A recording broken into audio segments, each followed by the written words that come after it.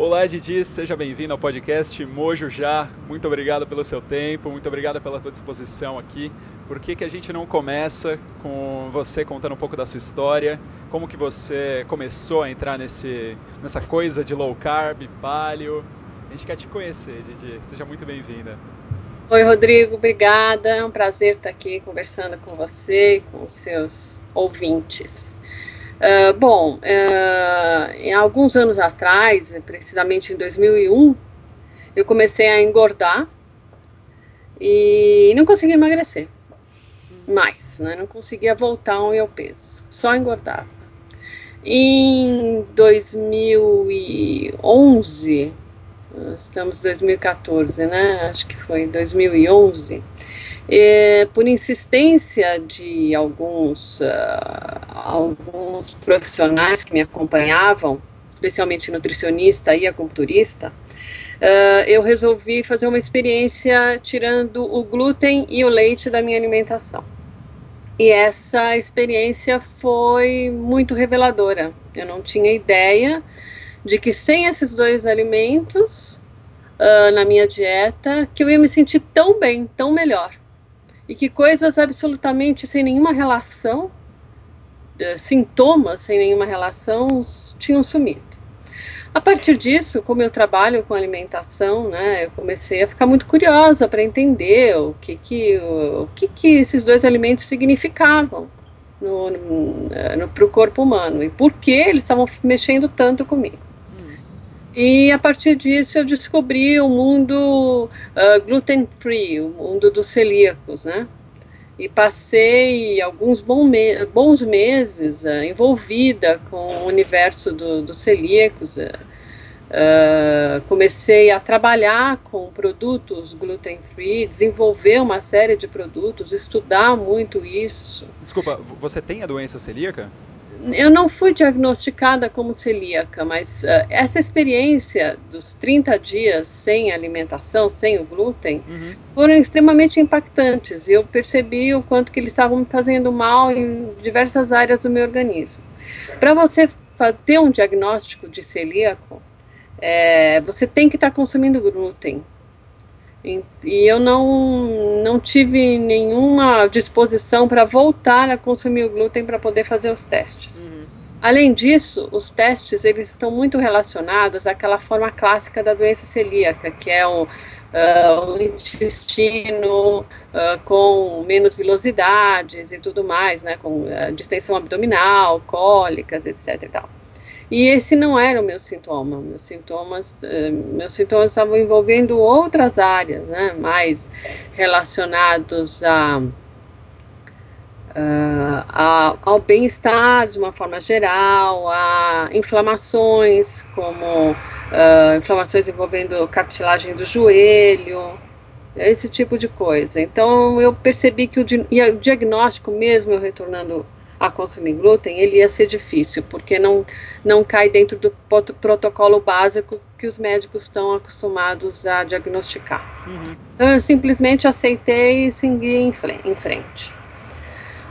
E com o leite a mesma coisa, mais difícil ainda, porque o diagnóstico com leite é de alergia, né, ao leite, a proteína do leite é mais difícil ainda de se conseguir. Então assumi e segui em frente. Bom, a partir desse envolvimento com o mundo dos celíacos é que eu comecei a ouvir falar da paleo.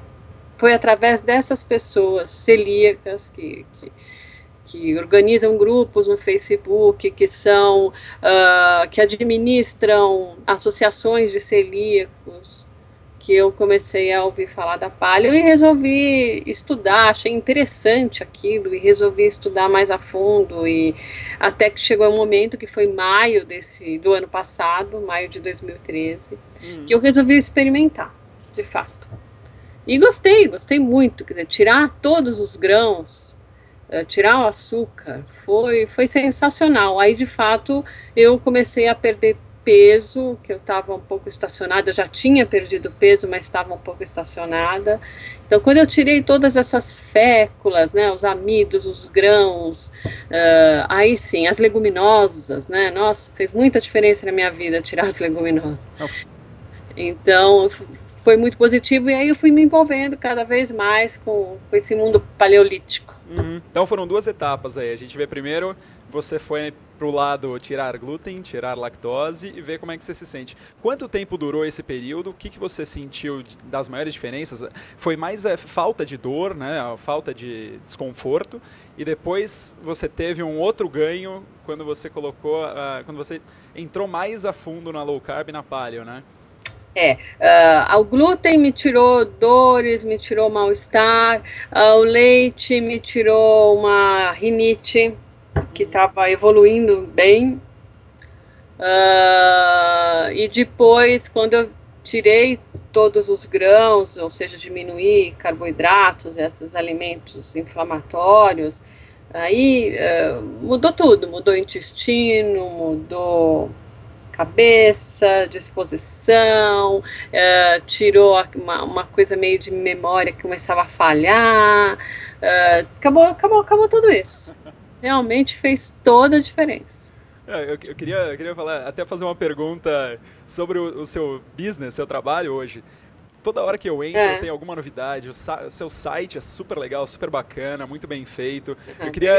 Eu queria saber se daria para falar, tem muita gente aqui que está em dúvida, se tira, se tenta, se faz esse teste, se daria para falar que o seu site hoje, a sua evolução profissional, inclusive, foi um produto de ter mais energia por base da alimentação. Total, 100%. Tanto por ter mais energia, como por perceber, né, por experiência própria, o quanto que a alimentação afeta o nosso corpo inteiro, né? Inteiro. Então, isso fez toda a diferença na minha vida profissional, sem dúvida. Muito legal, Didi. E agora a gente tem visto bastante, para quem não sabe, a Didi é moderadora de um dos maiores grupos de low carb, dieta paleo do Facebook, e a gente tem visto muitos posts, inclusive dela, sobre o amido resistente, e muita gente tem tido experiências fantásticas com a utilização desse amido.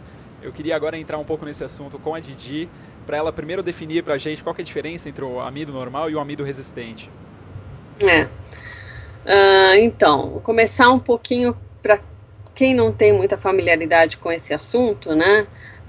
Uma das coisas mais impactantes, né, que eu descobri nos últimos meses é a questão de que o nosso intestino é o nosso segundo cérebro, né? Isso realmente muda muita coisa na nossa vida, né? Então a gente tem que cuidar do intestino, tem que cuidar muito bem, como cuida de uma plantinha, né? E dentro dessa linha de raciocínio, né, descobri que nós temos uma quantidade enorme de micro-organismos, né, habitando dentro e em torno do nosso corpo físico, todos nós, e que o número desses micro-organismos é maior do que o número de células que nós temos no corpo, realmente chama muita atenção. E que esses micro-organismos, eles podem trabalhar ao nosso favor, como podem trabalhar contra nós também, né? Então a gente tem que cuidar deles. E amido resistente vem nessa linha, cuidar dos nossos bichinhos, os bichinhos que a gente convive sem perceber muito. Qual a diferença entre o amido resistente e o amido normal? O amido resistente, na verdade, é uma fibra solúvel em água.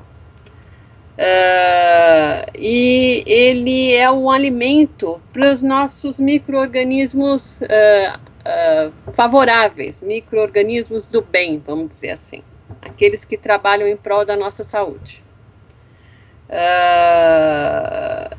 Essa é a diferença básica. O amido normal, ele é digerido no nosso estômago. E aí ele entra na corrente sanguínea, ele vai ser digerido como qualquer outra fonte de energia, né, do nosso corpo. E aí vem toda a questão da insulina, né, da ação da insulina para o bem e para o mal. O amido resistente, ou a fibra solúvel, ela não é digerida no estômago, ela vai direto para o intestino, intacta.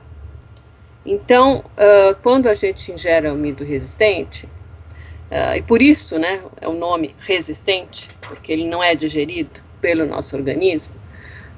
Então, quando a gente ingere, a gente não nosso organismo não vai liberar todos aqueles hormônios e tal para quebra do amido.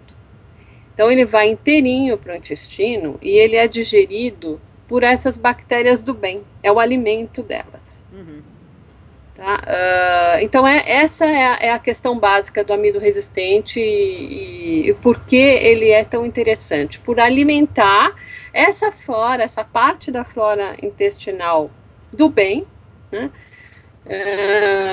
E fazer com que ela cresça dentro de nós. Isso vai nos ajudar a ter saúde, vai nos ajudar a ter menos inflamações, eu acho que dá para dizer isso, né? Ou seja, tem toda uma atividade positiva em relação a essa flora do bem que a gente precisa alimentar. Eu nunca tive muita experiência com amido resistente também. Como, óbvio, estou aqui entrevistando a Gigi sobre esse assunto, eu passei uma semana usando, eu tô num período corrido da minha vida, mas passei usando. E realmente, a sensação que a gente tem, pelo menos eu tive, de manhã acordar, pegar 4 colheres de fécula de batata, colocar na água, mexer lá e tomar, é como se eu estivesse dando alimento pro meu bichinho de estimação aqui. Faltava passar a mão na barriga e falar bom dia. É isso aí. Só isso já dá um bem-estar mental. É verdade. Eu queria saber, tem algum... são bactérias, né? A gente tem uma coisa... Você falou bactéria, tem bastante gente que já vai pegar a luva, sai, opa, não, nem chega perto. Então, existem bactérias, então, que são pro bem. Você Sim. falou, a quantidade de bactérias que a gente tem, eu tô com um número aqui, que também deu uma pesquisa, são 10 trilhões de bactérias. E 1 trilhão de células. Então, a gente é 90% bactéria e 10% célula. Tem como saber, realmente, se esse amido vai para as bactérias boas? Ou, como que é isso? Os estudos indicam isso, né? Que essas fibras solúveis, elas não são digeridas no estômago, então elas vão direto para o intestino e são alimentadas por essas bactérias do bem. Só que a gente tem que ter essas bactérias no nosso intestino, né? Para ser alimentada. Essa é uma questão importante. Nem sempre a gente tem. Por quê? Porque a nossa alimentação ela é extremamente inflamatória, a maioria das pessoas comem produtos que só alimentam as bacterinhas do mal, né? Os produtos que a gente come por aí o tempo todo, que a maioria das pessoas se alimentam. Eu queria fazer só colocar no meio aqui. Quando eu estava estudando esse assunto, me ocorreu de lembrar daquele filme Meu Malvado Favorito. E aí, sempre que eu pensava nisso, eu pensava nos Minions amarelinhos e nos Minions roxinhos. Muito boa, muito boa. Você pode alimentar um, você pode alimentar o outro. Você pode ter o menininho assim, ou você pode ter o... Então... Exato. Ótima relação, Rodrigo. É por aí. É por aí. Então... a questão é exatamente essa. A gente precisa ter as bactérias, né, os micro-organismos de várias espécies. É como cuidar de um jardim. Não é legal você ter num jardim uma única planta. Você tem que ter várias plantas diferentes para que o jardim fique bonito, não é assim? Sem dúvida. O nosso intestino é mais ou menos isso. Você tem que ter uma variedade de micro-organismos, né, uma cultura de diversos micro-organismos, dentre eles alguns do bem, que fazem bem para a nossa saúde, e outros nem tanto, né, que podem causar uma série de problemas. E existem várias formas de cuidar dessa flora intestinal, né, que é esse conjunto de bactérias. Existem probióticos, pré-bióticos, e aí dá até para falar um pouco dos antibióticos, né, que tem uma função um pouco pior. Qual que seria a diferença entre um probiótico e um prebiótico? Então, o prebiótico é exatamente o amido resistente, é o alimento, né, o que vai alimentar as bactérias do bem. O probiótico é um alimento que vai nos trazer espécies novas de bactérias do bem. Né? Então, o que é chamado hoje de probiótico, que a gente até encontra em cápsulas, ou pode encontrar em alimentos fermentados, pode encontrar no kefir, são bactérias do bem que você ingere, que vão lá habitar a sua flora intestinal. E elas precisam se alimentar. Tem, tem, Daí entra o amido resistente. tem alguma, assim, o prebiótico é melhor do que o probiótico é melhor do que o prebiótico, depende da situação. Você saberia explicar que tipo de pessoa se adequa mais a um ou a outro, proporção? Olha, eu acho não, tenho certeza que ainda tem muito que se estudar nessa área. É um campo vasto para pesquisas ainda. Então, hoje o que a gente faz é experimentar. Todo mundo tem que experimentar e encontrar o seu caminho aí da saúde. Agora, probióticos, eles são necessários para levar micro-organismos do bem para o seu intestino. E os prebióticos, eles são necessários para alimentar esses micro-organismos. Então, você, teoricamente, não precisa levar novos micro-organismos o tempo todo para o seu intestino, mas você precisa alimentá-los, né? Todos os dias. Né? Como engenheiro, eu fiz uma conta aqui. A gente tem 10 trilhões, vamos colocar, de bactérias. Fazer uma regrinha de 3, a gente consegue probióticos aí que tem na casa de 25 bilhões a 50 bilhões de bactérias, alguma coisa assim. Dá uma coisa, assim, você está mexendo com 0,05% da sua flora intestinal. Então, tem bastante gente que defende um ponto de que o prebiótico, ou seja, o amido resistente, é mais importante do que o probiótico, no Sim. caso. Sim, se você já tem uma flora, né, diversificada, alimentá-lo é fundamental, senão você vai matar os seus bichinhos de fome, né? Então, é importante alimentá-los, sem dúvida nenhuma. E a questão antibiótico? A gente ouve muito os dois lados também. Ou você passa pela doença, enfrenta até sarar, ou não, vai lá, toma um antibiótico logo e volta pro trabalho. Pois é, a vida moderna, né? Bom, o que eu posso dizer a respeito dos antibióticos, pelo que eu já li, é que os antibióticos matam os bichinhos do bem e nem sempre matam os do mal. Então a gente tem que tomar um pouco de cuidado com eles. Eu só tomo quando não tem outro jeito. E assim, Senão, eu não tomo. e seguindo essa alimentação também, fica cada vez mais raro você precisar passar por isso, né? Se você tem saúde, não precisa de antibióticos, né? O que a Não está gente. doente. Exato. O que a gente vê, assim, principalmente nesse meio de antibiótico, é exatamente o que você falou. Você acaba não matando muito os maus, porque se você está tendo algum efeito, é porque os maus estão um pouco mais fortes do que os bons. E você mata meio que na proporção que eles estão lá dentro. E aí você entra meio que numa espiral negativa, que eles costumam falar, que a tua imunidade abaixa, porque você tem menos bactérias boas, menos minions amarelinhos lá trabalhando para você. Exato. E aí você fica doente mais fácil, tem menos defesa, e aí você toma mais antibiótico, aí fica mais doente, toma mais antibiótico. Inclusive, eu já li em alguns lugares que o autismo se relaciona a isso, né? Uma infecção de uma criança pequena, que aí é medicada com antibióticos, que acabam destruindo a flora e que deixam, né, essa flora habitada por alguns tipos de micro-organismos não muito favoráveis, que acabam favorecendo uma situação de autismo, né? Quer dizer, é uma situação, é uma história um pouco grave, Sem que a gente dúvida. tem que tomar cuidado. Sem dúvida, quanto antes a gente souber, porque isso aí não se aplica só a gente, as pessoas costumam ter filhos, as pessoas costumam ter famílias, então para você espalhar essas coisas para cuidar bem dos filhos, quanto mais a gente souber, inclusive quanto mais a gente experimentar com a gente, melhor, né? Criar filhos é uma bruta de uma responsabilidade, né? Exato. Ter um relacionamento. Eu tô solteiro ainda, tô relativamente tranquilo, mas já tô me preparando para um dia. Aproveita. É isso mesmo. Didi, tem mais uma dúvida também. Não é só um tipo de amido resistente que a gente tem, né?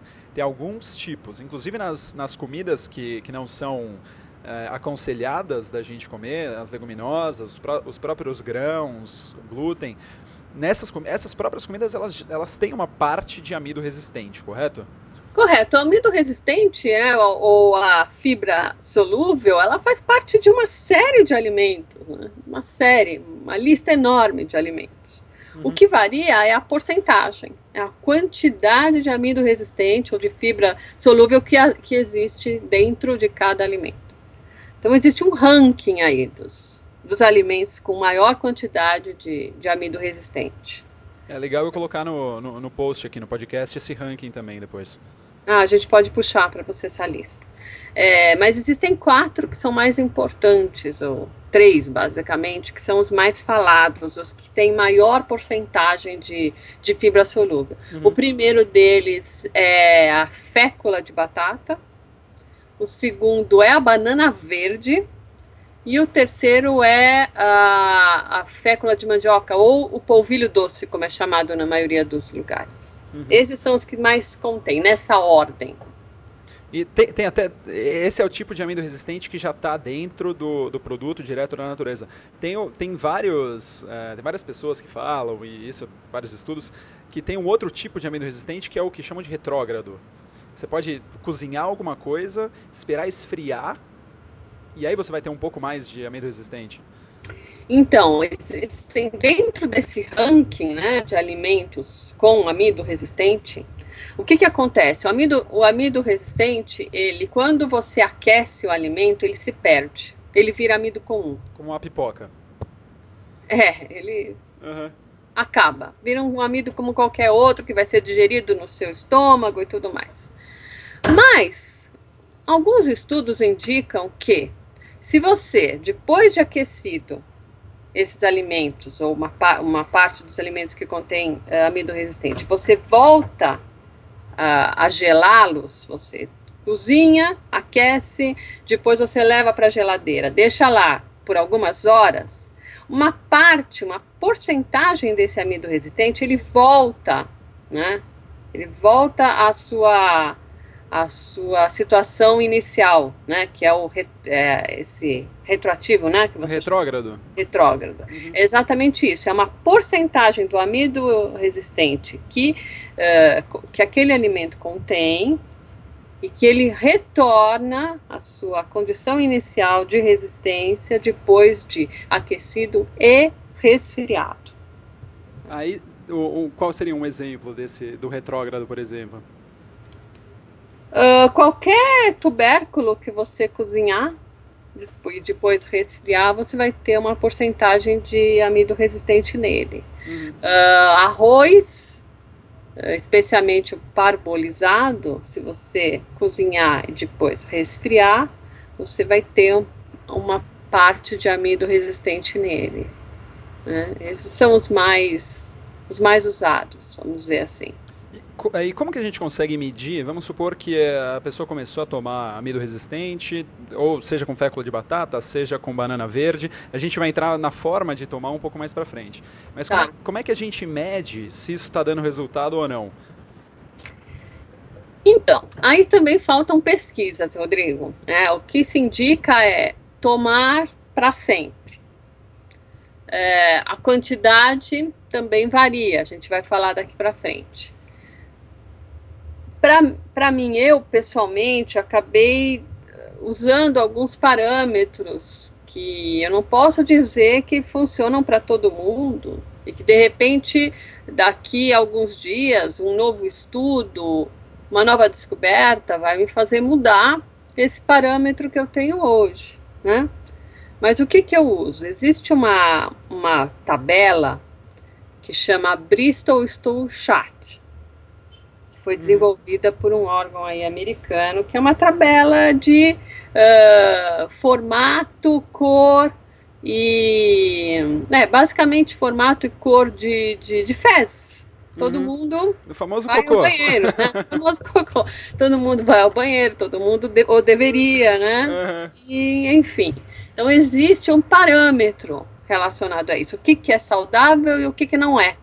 Você lembra de um programa que passou na GNT há muito tempo, em inglês, que tinha acho que é nutricionista, não sei o que ela é, uma senhorinha, e aí ela A ideia era emagrecer pessoas que comiam muito mal, e aí uma das coisas que ela avaliava era o cocô da criatura, Eu não né? lembro desse. É pitoresco, é um programa pitoresco. Então, a E gente era lembra desse gráfico assim, programa. graficamente eles analisavam o cocô das No pessoas. programa não aparecia o gráfico, mas ela só descrevia a situação que seria ideal e a situação que se apresentava ali na frente. Mostrava um retrato falado do cocô ali, né? Com direito a cheiro e tudo mais. Não que a gente sinta, mas ela sentia e gostava de expressar isso com bastante clareza. Mas enfim, essa tabela eu achei ela muito prática. Você olha ali e sabe se você está evacuando de uma forma adequada ou não. Uhum. É claro que existem muitas variáveis para você interferindo na qualidade do seu cocô, mas utilizar prebióticos e probióticos interfere bastante, né? Se você não tem uma situação prévia de um estado de intestino extremamente inflamatório, sem vilosidades, que requer um tratamento especial, se você não está nessa situação, eu acho que usar a Bristol Stool Chat é bastante útil, e aí você consegue medir, não, eu preciso tomar uma quantidade maior de amido resistente ou não, tá bem, tá legal, o que eu preciso mudar na minha alimentação. Inclusive é legal até para você identificar alimentos que você acha que podem te fazer bem e de repente não fazem tão bem, porque você vê ali no dia seguinte o resultado, né, que ele te trouxe. E a questão porque esses alimentos que não são digeridos pelo estômago e acabam sendo digeridos pelas bactérias, eles são digeridos de forma pela fermentação, né? Então, isso por si só já gera gases.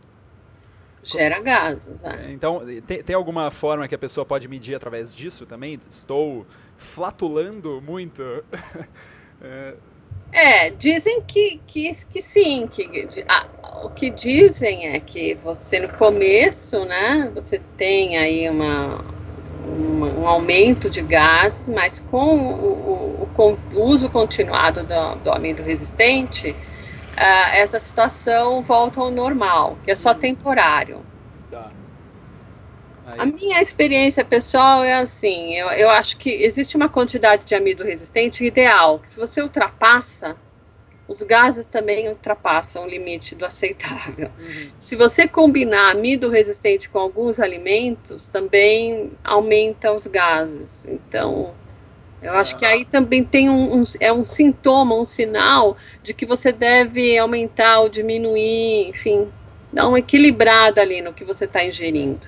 Uhum. Eu queria aproveitar esse assunto delicioso que a gente está falando aqui para falar sobre uma coisa ainda mais interessante que a gente tem visto aqui na mídia, inclusive, que é o transplante fecal.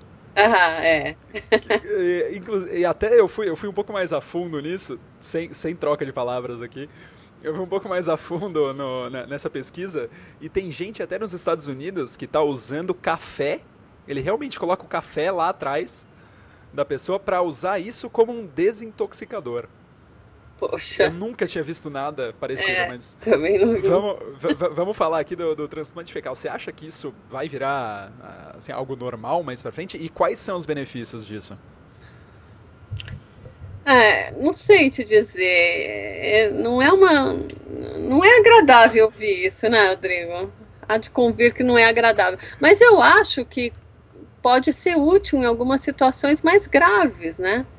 Porque algumas coisas que eu tenho lido a composição da sua flora intestinal, ela varia não só de acordo com o que você come, mas também ou com o fato de você usar mais ou menos antibióticos e tal, mas também dependendo do ambiente que você vive, né?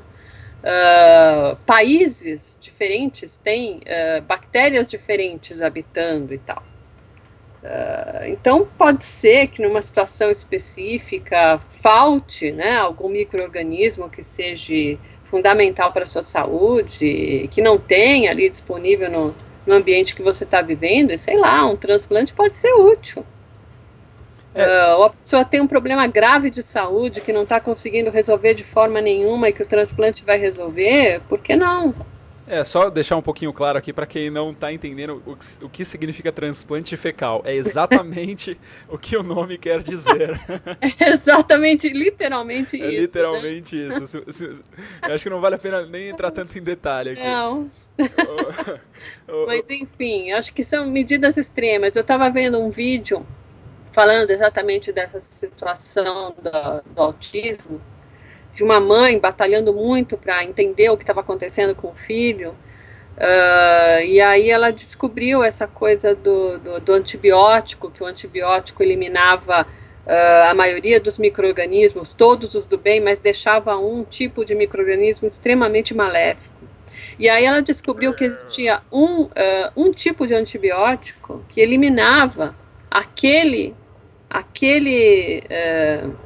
micro-organismo ali específico.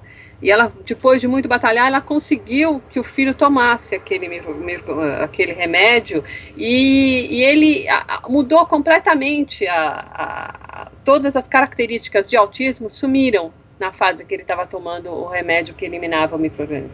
Só que ele não podia tomar para sempre, né? E mesmo tomando antibiótico, ficavam os esporos, ou seja, os micro-organismos deixavam os ovinhos ali. Então, depois que o menino terminou de tomar o antibiótico, aqueles esporos foram ativados e ele voltou a ter todos os comportamentos de autista. Então, eu imagino que numa situação desse tipo, talvez o transplante seja legal, né? Possa ajudar. Entendi. Enfim. E a gente acompanhou aí foi um período, foram acho que uns 2, 3 meses aí, que nesse meio paleo e low carb se falou muito de amido resistente, inclusive o Dr. Souto colocou alguns posts sempre fantásticos sobre o assunto. E a gente acompanhou a medição, inclusive, do nível de aumento de insulina. Tem uma ligação entre saber se o amido resistente é realmente resistente com o aumento de insulina ou não aumento? Sim, claro, porque, como eu falei, né, o amido resistente ele é uma fibra solúvel que não é digerida pelo nosso organismo. Então, ele passa intacto pelo estômago. Então, por isso, quando isso acontece, não tem elevação de glicemia, né? Só tem elevação de glicemia quando você digere o amido no estômago. Então, a melhor maneira de saber se você realmente está tomando um amido resistente eficaz é medir a glicemia. A glicemia não pode subir. E a fibra ela também não é digerida pelo estômago. Ela pode ser considerada um amido resistente, não? Então, a fibra solúvel é o amido resistente. A insolúvel, não. Ela não vai ser digerida e segue em frente, mas não vai alimentar a flora boa. Entendi. E agora vamos entrar um pouquinho nas formas de implementar, que aí vai muito de cada um, né? Mas como que uma pessoa poderia começar a tomar esse amido resistente? A gente pode entrar até em quais são os produtos e até algumas marcas, porque tem bastante gente que tem essa pergunta, mas será que essa marca aqui é boa? Será que isso daqui? Aí a experiência própria e juntar a experiência de várias pessoas da internet que até fizeram essa medição de insulina, como é que elas se sentiam, a gente pode ter uma ideia melhor de quais, inclusive, marcas têm um amido resistente que faz melhor, ou que realmente é um amido resistente. Então, aqui no Brasil, né, o que é melhor? Varia muito também a indicação, dependendo da região do país que você está, Rodrigo. Então, aqui, sul, sudeste, o melhor produto que você... Não, deixa eu começar essa explicação de uma maneira diferente. Vamos lá. O melhor produto para ser consumido, para você poder absorver a maior quantidade de amido resistente, é a fécula de batata. Tá. Pronto. Esse é o melhor. Só que fécula de batata não é produzida no Brasil. Olha só que incrível. É importada. E a batata que a gente tem aqui, não... Pois é, não fabricam. Você acredita nisso? Também fiquei surpresíssima quando eu soube, mas não é. E não pode ser uma fécula que foi produzida por aquecimento, que, como a gente já falou, o aquecimento mata o amido resistente. Então daí está a dificuldade, a gente descobrir qual é a fécula boa, né? Então, existe uma... e fora isso, como é um produto importado, ainda você corre o risco de ter contaminação, né? De Nossa. colocar em outras coisas misturadas com a fécula, sem que você perceba, para baratear, para, enfim, sei lá, por qualquer motivo.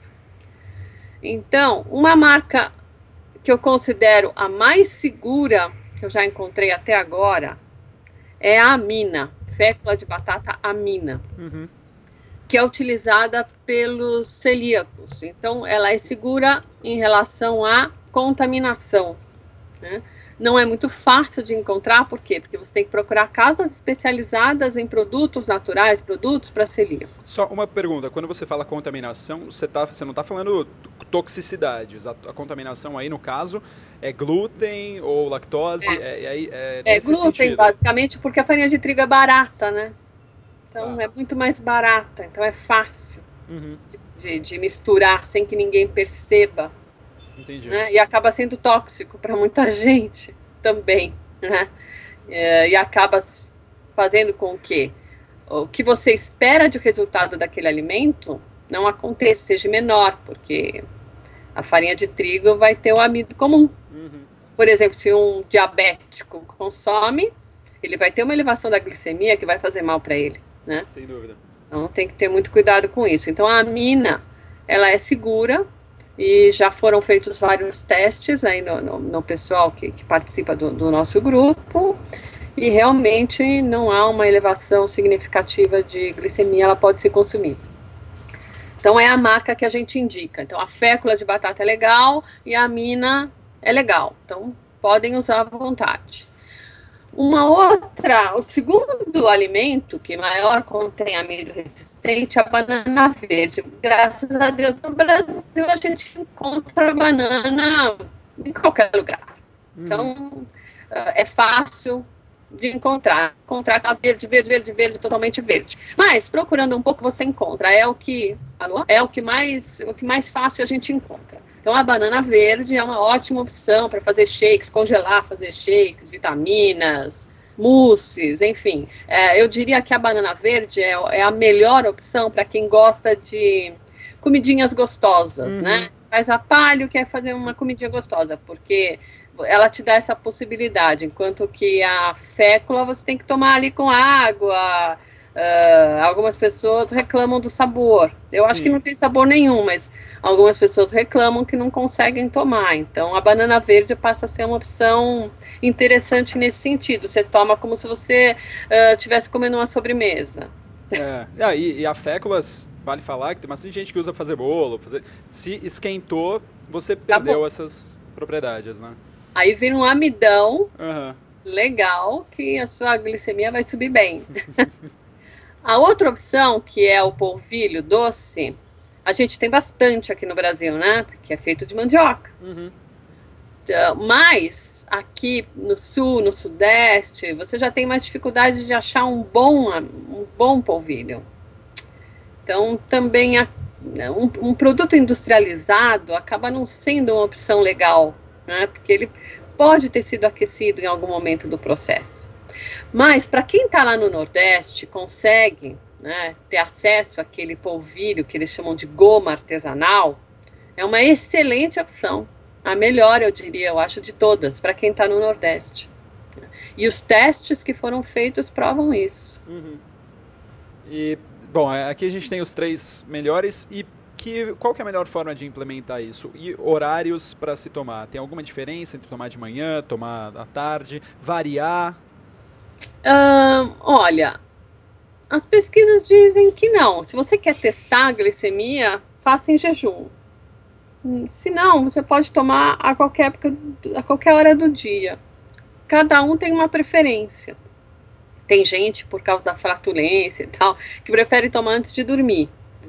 Tem outros que se tomam antes de dormir, ficam muito agitados e perdem o sono. Então varia. Eu gosto de tomar de manhã. Em jejum. Primeira coisa do dia que eu faço. E é só isso. Vamos entrar um pouco agora a experiência de Di. Como é que foi? E qual a diferença? A gente falou da diferença de tirar glúten e lactose, da diferença de entrar na paleo. E aí a gente falou um pouco da tabela, da análise do cocô, mas analisar cocô, melhorar o cocô, se a gente não vê uma melhora na nossa produção, na nossa cabeça, como a gente se sente, ou até uma perda de peso, eu acho que não deve valer, deve sair um pouco além da tabela. Teve uma percepção assim ou não?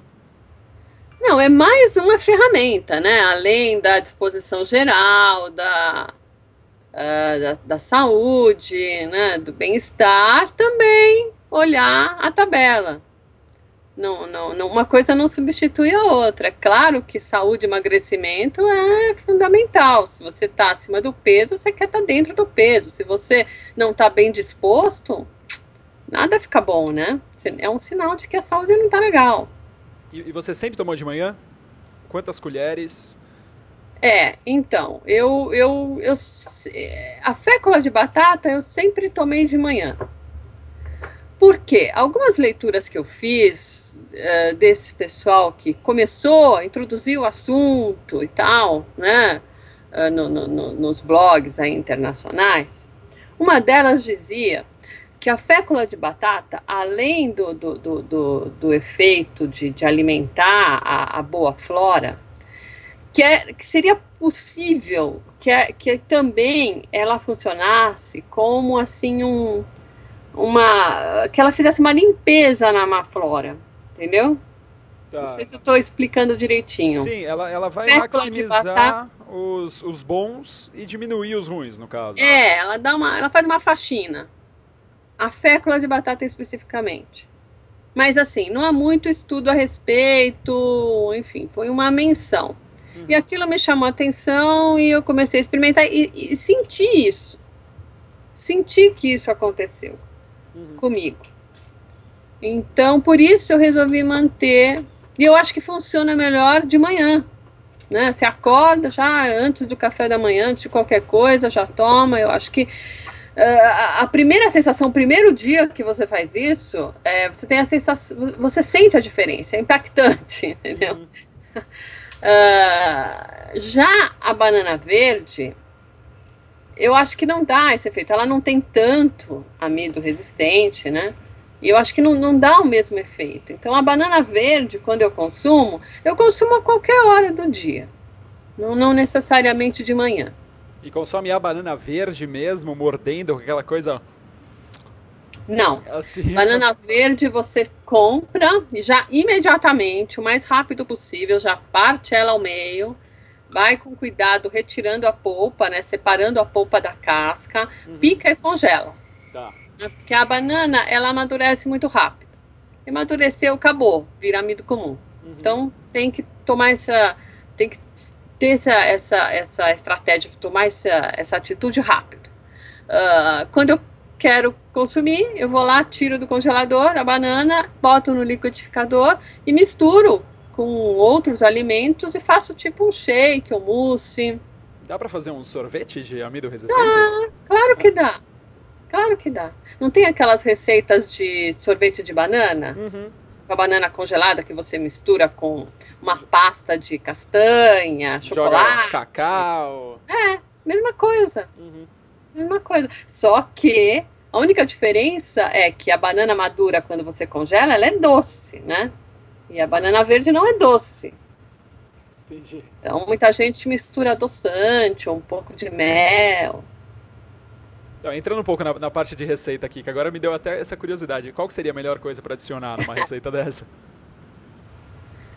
Probióticos. Probióticos. Né? Você vai estar fazendo o trabalho completo. Novas Exato. Bactérias e a alimentação delas. Hoje, meu café da manhã foi 2 colheres de kefir de água com uma banana verde congelada. E eu bati no liquidificador com... o sumo que eu exprimi na hora de meia laranja e um pouco de água. Ficou bom. Caramba. Meu café da manhã, acho que a galera que ouve o podcast já sabe, é o café com manteiga com óleo MCT. Também é ótimo. Também depois. Um café com leite de coco e óleo de coco. Que beleza. E aí fui pro treino, né? Dá pra entrar um pouco nisso? Ué, Você mudou? Você já treinava antes? eu sempre procurei malhar de alguma forma, mas agora o vigor é muito maior, né? Impressionante. Que A gente tem legal. muito mais disposição. Inclusive treino de musculação? Sim, musculação. Os músculos estão crescendo, né? Ainda não estão no ponto certo, mas estão aumentando, graças a Deus. Que legal, olha, Didi, você é um grande exemplo aí, não é à toa, viu? Que você tem todo mundo olha, quando fala de Didi ali nesse meio, todo o pessoal já tem um respeito Ah, inato já. mas você sabe que eu faço musculação há bastante tempo e eu nunca tive um desenvolvimento muscular como eu estou tendo agora, assim, uma resposta legal. Interessante isso, né? É tudo, né?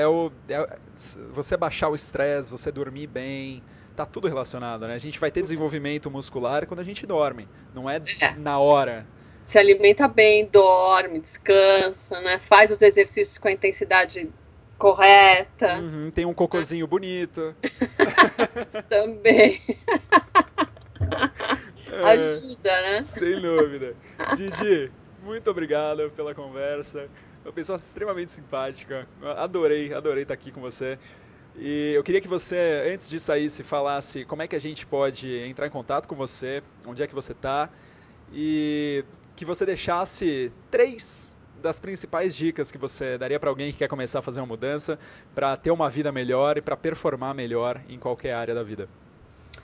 Bom, vamos começar pelas dicas então. A primeira dica que eu acho fundamental e que eu sempre dou é faça um teste e fiquem um mês sem o glúten e um mês sem o leite, separadamente, diferente do que eu fiz, para você observar se realmente alguma coisa melhora na sua saúde, na sua disposição ou não. E se melhora, meu amigo, retirem esse alimento da sua vida. Vai fazer um bem enorme para você. A segunda dica é comer comida de verdade. A dica básica do Uhum, nosso querido Dr. Souto, né? Coma exato. comida de verdade, olhe rótulos, não caia nas tentações aí da indústria alimentícia, porque isso não favorece a saúde de ninguém. E a terceira é observe o seu corpo. Observe, porque o nosso corpo conversa com a gente o tempo todo, né? Ele dá sinais.